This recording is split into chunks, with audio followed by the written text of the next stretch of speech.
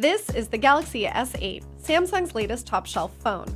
I wanted to see how the S8's tall, narrow build, beautifully curved sides, battery life, 12-megapixel camera, Bixby digital assistant, and waterproofing, so basically everything, held up at one of my favorite spots in California.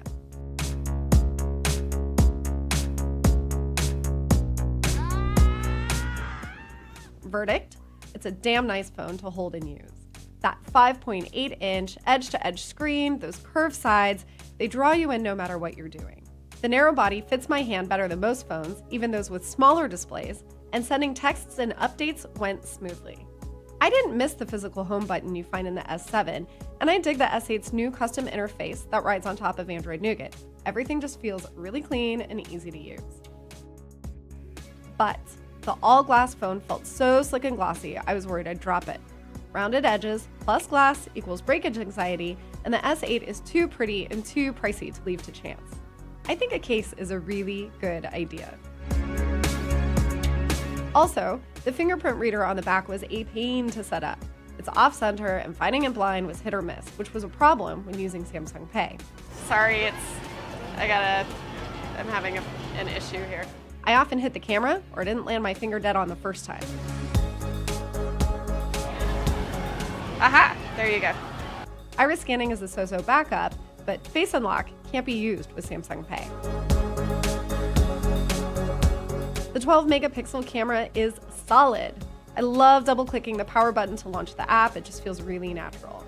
There's no dual camera mount, but you can dig into a mountain of effects and settings to make a kind of portrait mode and really fine-tune those shots. I just wish that the portrait tool was a little less severe. Playing around with the Snapchat-like features was also fun for a minute, but I got more out of the other filters. Selfies are easier with the S8's autofocus, which is great, and low-light photos come out looking fairly bright and detailed for what they are, without being harsh and overexposed.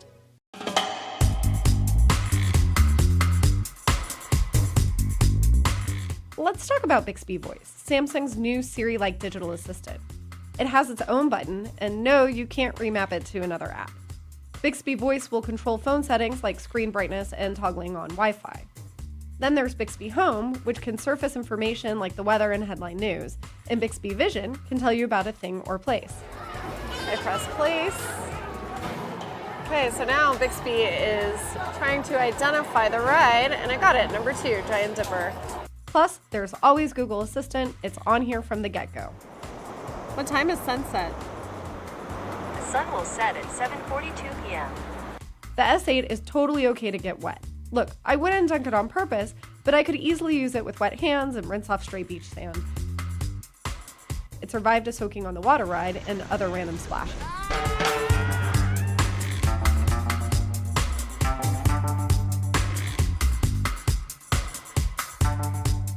Now, the S8 has a cutting-edge processor, and it's definitely faster than last year's Galaxy S7.